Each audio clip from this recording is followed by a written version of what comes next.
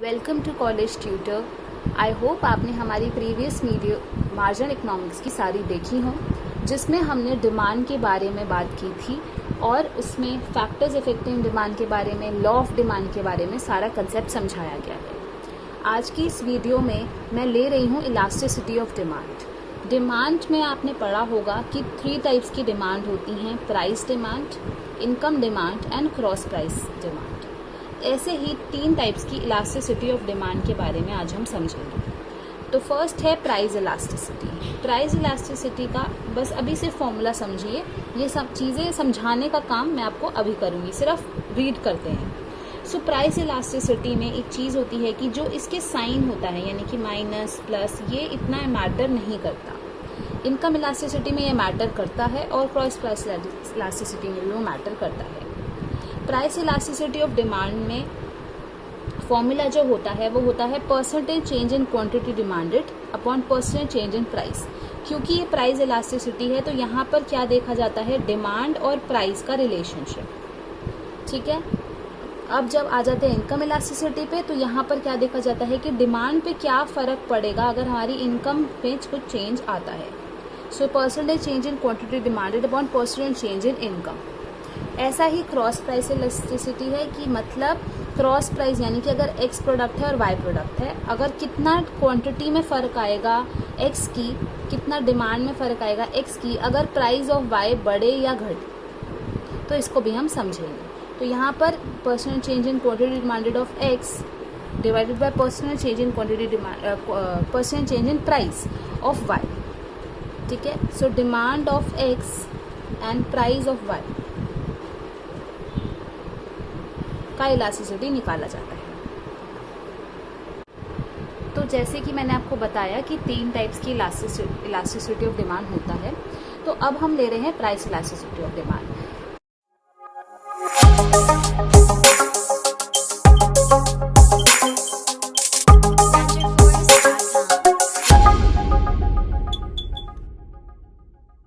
कई स्टूडेंट्स जो आप वीडियो देख रहे होंगे, हो सकता है आपका इकोनॉमिक्स बैकग्राउंड ना हो या आपको कॉमर्स में आपने इकोनॉमिक्स ना पढ़ी हो, तो बिल्कुल कंसेप्ट से मैं आपको ये समझाती हूँ कि प्राइस इलास्टिसिटी ऑफ डिमांड होता क्या है। तो सबसे पहले इलास्टिसिटी क्या होता है कि अगर जो डिमांड होती है गुड की और जो प्राइस होता है गुड का, इन दोनों का रिलेशनशिप देखा जाता है कि डिमांड कैसे रिस्पॉन्ड करेगी अगर कोई भी प्राइस में चेंज आता है। तो क्या प्राइस इलास्टिसिटी ऑफ डिमांड करता है? Price elasticity of demand measure करता है रिस्पॉन्सिवनेस। किसका रिस्पॉन्स देखता है? डिमांड का रिस्पॉन्स देखता है of a good to a change, कि अगर प्राइस में, किसी भी गुड के प्राइस में कोई चेंज आता है तो उसका डिमांड कैसे रिस्पॉन्स करेगा उस चेंज को। तो ये देखा जाता है। अगर डिमांड काफ़ी ज़्यादा फ्लक्चुएट हो रही है, यानी कि अगर प्राइस जो है वो किसी भी प्रोडक्ट का इंक्रीज हो रहा है और डिमांड डिक्रीज हो रही है, तो ये कितने चीज़ में डिक्रीज हो रही है, या तो बिल्कुल लाइट डिक्रीज होगा कि चलो थोड़ा सा डिक्रीज हो गया, तो यानी कि लेस इलास्टिक है। अगर बिल्कुल ही डिमांड नहीं चेंज होती, बिल्कुल सेम रहती है, तो क्या है कि यानी कि उसमें जो इलास्टिसिटी है वो एकदम इक्वल है, कुछ भी नहीं है, ज़ीरो इलास्टिसिटी है। जो डिमांड अगर एकदम इफेक्ट कर रही है, बहुत ज़्यादा कम हो रही है, तो मोर इलास्टिसिटी है। तो ये होता है इलास्टिसिटी का मतलब। जैसे इलास्टिक होता है कि आप उसको कितना खींच रहे हो, वो कितना ज़्यादा रिस्पॉन्स कर रहा है। ठीक है, डिमांड कैसा रिस्पॉन्स करेगा चेंज ऑफ प्राइस में, तो ये होता है बेसिक कंसेप्ट। अल्फ्रेड मार्शल थे पहले जिन्होंने इस कंसेप्ट को डेवलप किया था, और उन्होंने ये कहा था कि जो प्राइस इलास्टिसिटी ऑफ डिमांड होती है वो रेशियो होता है, किसका रेशियो होता है? Percentage change in quantity demanded upon percentage change in price, यानी कि कितना चेंज क्वांटिटी में आएगा अगर किसी भी प्रोडक्ट की प्राइस में चेंज आता है। तो इसको percentage change in quantity demanded को अगर हमें निकालना हो तो वो क्या होता है? Basically change in quantity demanded percentage पूछा है। ठीक है, मतलब फॉर्मूला में क्या है, ये बेसिक फॉर्मूला है कि जो ईडी है वो क्या है? Negative of percent change in quantity. लेकिन आप ये निकालोगे कैसे? तो ये फॉर्मूला होता है change in quantity demanded, demanded को डबल डी से डिनोट किया जाता है, अपॉन क्वांटिटी डिमांडेड। इससे क्या आ जाएगा आपका? Change in quantity demanded, percent change in quantity demanded. अब परसेंट चेंज इन प्राइस चाहिए तो क्या होगा? Change in price divided by price, right. तो ये अगर हम फॉर्म में लिखें तो क्या होगा, change in quantity demanded upon Q divide by change in price upon P, और साइन नेगेटिव आ रहा है तो ये आ जाएगा आपका minus change in Q upon change in P. अगर आप इसको सॉल्व करोगे तो पी ऊपर चला जाएगा इंटू पी बाय क्यू। तो ये होता है basic concept and formula, right. अब प्राइस इलास्टिसिटी और डिमांड के कई ऐसे फैक्टर्स होते हैं, यानी कि कैसे ऐसे फैक्टर्स हैं कि जो प्राइस इलास्टिसिटी को अफेक्ट करते हैं, कि किस प्रोडक्ट की कैसी डिमांड होगी, कैसी इलास्टिसिटी होगी, उस बारे में डिटर्मिनेंट्स बात करते हैं। तो आइए उनको देखते हैं। तो पहला जो प्राइस डिटर्मिनेंट मैं आपकी बात करने जाऊंगी, जो फैक्टर की बात करूंगी, वो है availability and closeness of substitutes. Substitutes का क्या मतलब होता है कि अगर मेरे को कोक पीने का मन है और कोक अवेलेबल नहीं है तो मैं क्या करूंगी, पेप्सी पी लूंगी। तो ये दोनों एक क्लोज सब्स्टिट्यूट्स होते हैं कि अगर मुझे एक प्रोडक्ट नहीं मिल रहा तो मैं उसकी जगह कोई दूसरा प्रोडक्ट यूज कर लूंगी। तो अगर किसी भी प्रोडक्ट का वो सब्स्टिट्यूट अवेलेबल है, वो क्लोज सब्स्टिट्यूट अवेलेबल है, तो उसकी प्राइस इलास्टिसिटी बहुत इलास्टिक होती है, ठीक है। यानी कि अगर कोक का प्राइस इंक्रीज हो जाता है तो उसकी डिमांड रिलेटिवली बहुत कम हो जाएगी। क्यों कम हो जाएगी? क्योंकि उसका सब्स्टिट्यूट अवेलेबल है, लोग उसमें शिफ्ट हो जाएंगे, तो ऑटोमेटिकली कोक का डिमांड कम। तो ये है क्लोज सब्स्टिट्यूट। तो इसका एग्जांपल जैसे मैंने आपको दिया, कोक एंड पेप्सी।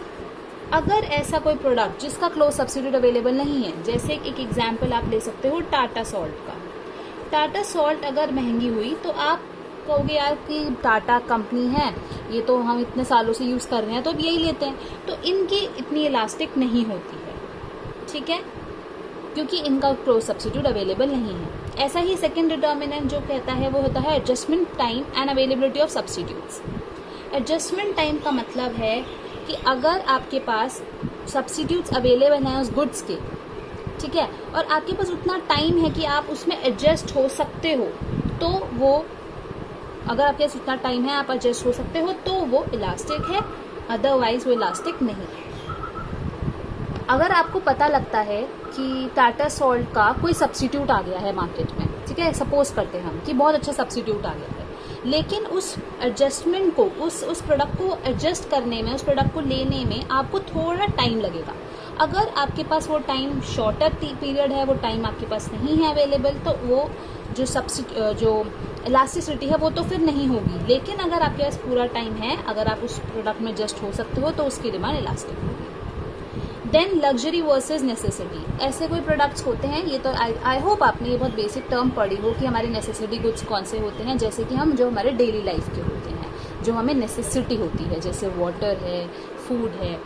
लग्जरीज वो प्रोडक्ट्स होते हैं जैसे टीवी हो गया, और ऐसे लग्जरी प्रोडक्ट्स हो गए, डायमंड्स हो गए, ये होते हैं लग्जरी प्रोडक्ट्स। तो जो नेसेसिटी प्रोडक्ट्स होते हैं, इनकी जो इलास्टिसिटी है वो होती है लो। क्यों? अगर आप ब्रेड लेने जाते हो रोज़, और अगर ब्रेड के प्राइस थोड़ा सा इंक्रीज़ हो जाता है, 4 रुपीज़ 5 रुपीज़ इंक्रीज़ हो जाता है, तो आप क्या करोगे? आप उसको ले लोगे क्योंकि वो नेसेसिटी है, आप नॉर्मली उसको यूज़ कर रहे हैं। लेकिन अगर कोई लग्जरी प्रोडक्ट के प्राइस बहुत हाई चला जाए तो आप क्या करोगे? उस प्रोडक्ट की जो डिमांड होगी वो कम हो जाएगी, आप उस प्रोडक्ट को नहीं खरीदोगे। तो वो होती है इलास्टिक डिमांड। तो उसकी डिमांड जो है वो काफ़ी इलास्टिक है, वो रिस्पॉन्स ज़्यादा करती है चेंज इन प्राइस में। Cost relative to total income, यानी कि बहुत सिंपल सी बात, अगर आपकी इनकम है 10 रुपये, अगर आप 10 रुपये का कोई प्रोडक्ट खरीद रहे हो, यानी कि आप मोस्ट पोर्शन, आपकी टोटल इनकम 10 रुपये है सिर्फ, ठीक है, मैं कमा रही हूँ रोज 10 रुपये और मैं 10 रुपये से खर्च कर रही हूँ 9 रुपये या पूरे 10 रुपये, तो वो मोर पोर्शन है मेरे इनकम का। और लेस पोर्शन यानी कि 1-2 रुपये खर्च कर रही हूँ, तो उस प्रोडक्ट की अगर डिमांड कम होती है, प्राइस ज़्यादा होता है, तो डिमांड पे इतना इफेक्ट नहीं आएगा, यानी कि वो लेस इलास्टिक है। लेकिन अगर कोई प्रोडक्ट मेरी इनकम का बहुत ज़्यादा पोर्शन ले रहा है और उसका प्राइस इंक्रीज होता है, तो उसकी डिमांड पे बहुत ज़्यादा इफेक्ट होगा और वो मोर इलास्टिक होगा, ठीक है। अगर नॉर्मल बात की जाए तो मोर इलास्टिसिटी है, मोर पोर्शन जा रहा है, तो जैसे हम टीवी लेते हैं, फ्रिज लेते हैं, तो हमारी इनकम का काफ़ी ज़्यादा हिस्सा वहाँ जा रहा है। लेकिन लेस इलास्टिक कौन सा पोर्शन? जिसमें लेस पोर्शन जा रहा है, जैसे कि आप ब्रेड ले लो, आप मैच स्टिक्स लेते हो, तो ये क्या है? छोटी छोटी चीज़ें जो आपकी इनकम का इतना बड़ा पोर्शन नहीं लेती हैं। So that is fourth one. Now there are two more. The fifth one is number of uses of the purchased commodity. यानी कि there are some products that have been purchased for different uses. The products provides more uses. सिर्फ एक use नहीं होता, तो अगर जितना ज़्यादा यूज होंगे उतनी ज़्यादा उसकी इलास्टिक डिमांड जो है वो मोर होगी. So more elastic and the products which have not any much uses that provides only one use, that provides only single use, have less elasticity, right? Now the sixth one is price level. यानी कि अगर आपके किसी product का price पहले से ही ज़्यादा है, पहला ही भाई महंगा गुड है और उसका फर्दर राइज हो जाता है, तो ऑफ कोर्स डिमांड में बहुत फ़र्क आ जाएगा. अगर एक प्रोडक्ट का प्राइस पहले से ही काफ़ी एक्सपेंसिव है और उसका फर्दर इंक्रीज भी हो जाता है, तो ऑटोमेटिकली डिमांड जो है वो डिक्रीज हो जाएगी. सो वो मोर इलास्टिसिटी है, उस पर काफ़ी ज़्यादा रिस्पॉन्स करेगा डिमांड. सो आई होप आपको basic price elasticity of demand समझ आया हो, और हम नेक्स्ट वीडियो में इस टॉपिक को कंटिन्यू करेंगे. और नेक्स्ट टॉपिक हम लेंगे methods of price elasticity of demand. So I hope आपको समझ आया हो. Please hit the like button and do share it with your friends and don't forget to subscribe our channel College Tutor. Thank you for watching.